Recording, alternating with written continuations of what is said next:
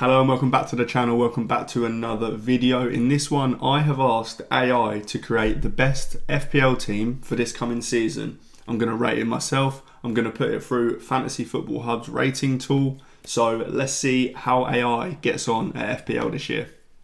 Okay, so I've put the goalkeepers and defenders on screen at the same time. Now it's gone for rotating 4.5 million goalkeepers. I'm not a fan of this personally, however I do get the benefits of it. If you've got two cheap keepers, then you'd hope that you can kind of rotate in and out their good fixtures. I mean, like game week 1, Petrovic has Liverpool away, so you can play Verbruggen with Fulham at home.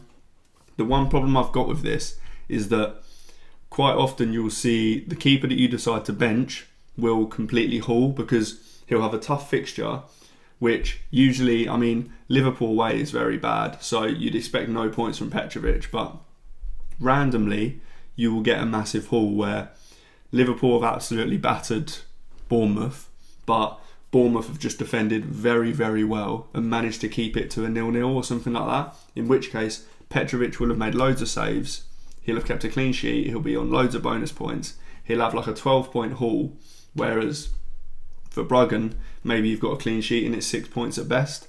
So granted, you can't really predict those sorts of hauls from these goalkeepers, but that's why I just prefer to have one starting goalkeeper. I also like to spend not much money on this position, so a 4.5 million to start and then just a dead spot in a 4 million. I much prefer that approach personally, but I can get behind this 4.5 million kind of rotation a little bit.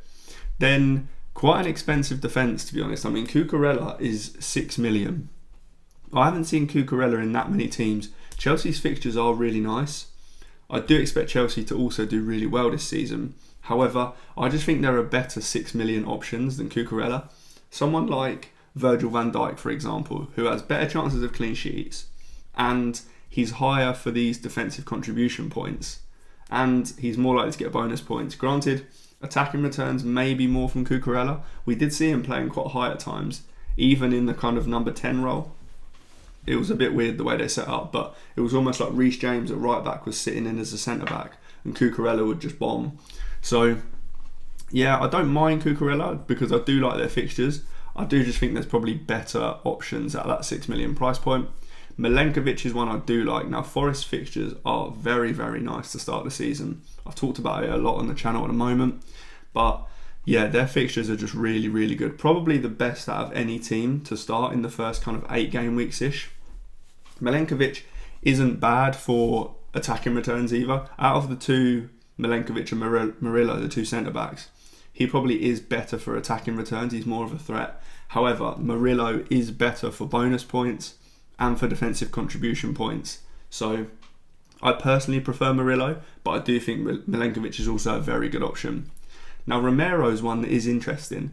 I wonder why AI has picked Romero over someone like Van de Ven, who is cheaper. Van de Ven's only 4.5 million. Romero, potentially more of a threat in the box. In fact, he's definitely more of a threat in the attacking box. So I kind of get it for that reason. But I'm just not sure you need to spend that much money on a Spurs defender, especially if Udogie's fit as well. You could go with him instead. But I do quite like starting with a Spurs defender because their fixtures are really, really nice to start. And then on the bench, we've got Silt, potentially not how you pronounce it, but he was injured for quite a lot of last season at Sunderland. But this pre-season, he's played a lot of minutes, so it looks like he could potentially be a starter for 4 million for Sunderland. So it is a little bit of bench cover and it's cheap, so I don't mind it. Chris Richards is another really nice option. I like him. Palace tend to not start the season too well, but they do grow into it. He played quite a lot in the end last season, especially when they were playing with a back 5. He was one of the 3 centre-backs along with Gehi and Lacroix.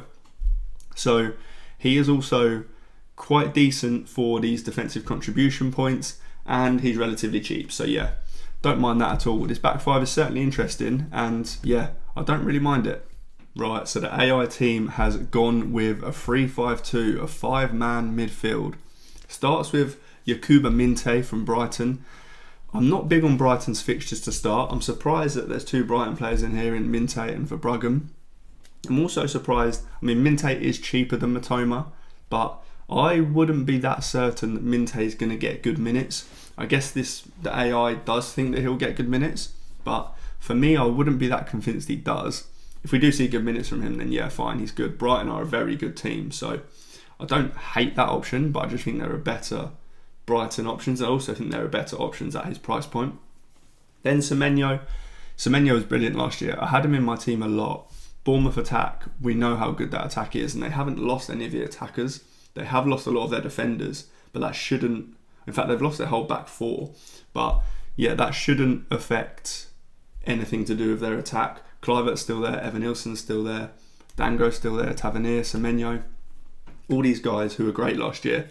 Semenyo, we know how he loves to take shots. Takes so many shots.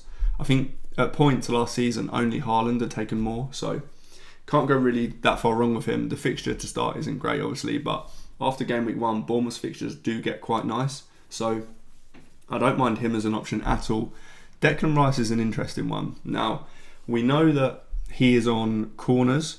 We know that he is on a lot of free kicks as well. We saw him score 2 nice ones in the Champions League last season. And also, Arsenal have strengthened in their defensive mid positions. Zubimendi coming in will help Rice. Norgard coming in will help Rice. They can both play deeper, meaning that Rice can play almost as an 8, or definitely as an 8 to be honest, where he's a bit more box to box. He can make these late runs. He can get a bit further forward than he was potentially last season, or certainly at the start of last season anyway. So another thing good about Rice is that he shows up very high on these defensive contribution points as well. More so, obviously more so when he was at West Ham, but even last season, not so bad. He is very good at intercepting play. He's very good at blocks, so he will get you some defensive contribution points too. And yeah, like I say, the set pieces is probably the main threat. He's on a lot of corners and free kicks. Saka, we know all about Saka. Not much to be said here. The only thing that I would say about Saka is I'm not huge on Arsenal's fixtures to start the season. They haven't got the best run to begin. I don't mind kind of just jumping on them from game week 6 or 7 onwards rather than starting with them, because it's not the best start. However, with this kind of AI, maybe they have just considered this a really long-term team without transfers. Who knows? But yeah, we know what Saka can do. Salah, again, it just makes complete sense that Salah would be in this team. Top point scorer last year. Nothing, again, there's no reason to not pick Salah in this team. He's just a very good option and a good captain option most weeks, especially game week 1, I imagine. And the forward line is really interesting. So Wissa, Gyökeres and then Fleming from Burnley. Now, obviously Fleming in this kind of situation is a bench option. He was good last year for Burnley. I think he got 14 goals for Burnley last season. And he should start. So I do kind of get why he has been picked by the AI. Most weeks he won't need to play, of course, because that 5-man midfield and forward selection is pretty good and will be played most weeks, but he is a good bench option when called upon.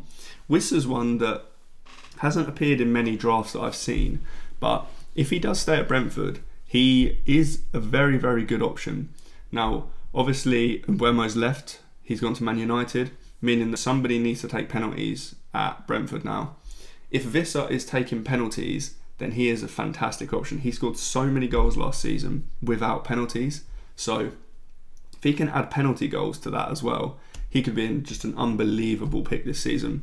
Again though, I'm not huge on the fixtures to start the season, so maybe it's becoming potentially apparent that the AI have picked this team for kind of a really, really long-term option and potentially without chips included. But season long, Wissa should be really good. And then what is really interesting is that they've picked Gyökeres. Now that's Rice, Saka and Gyökeres triple up on the Arsenal midfield/attack.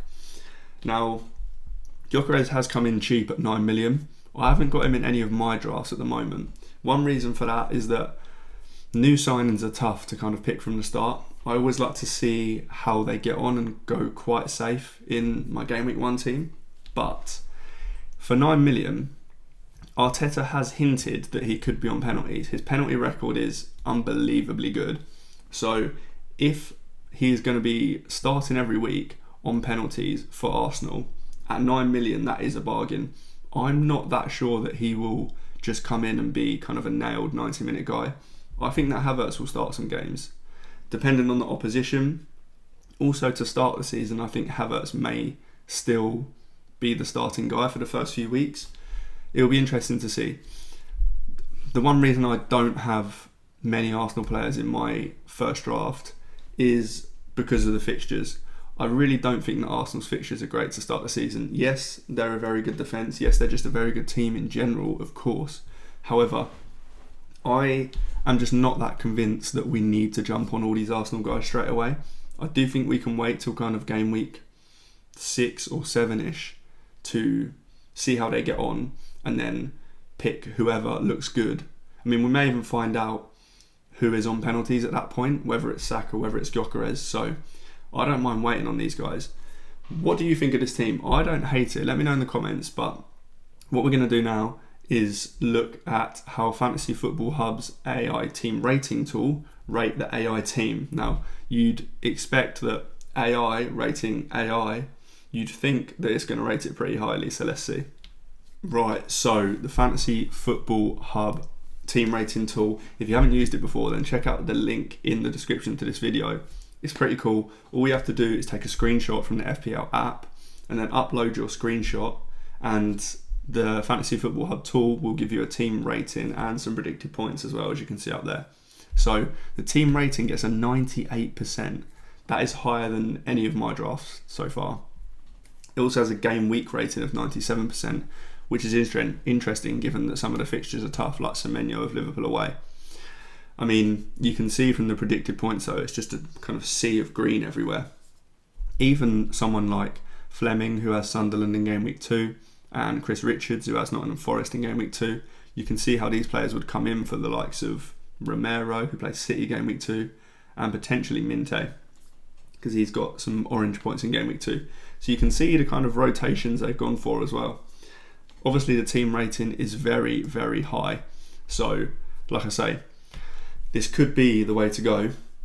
And yeah, if you haven't used the Fantasy Football Hub team rating tool, then take a screenshot, upload it at the link in the description to this video, and it will give you a nice rating. But yeah, that is all for this one. If you like the video, do hit like, do subscribe, and I will see you in the next one.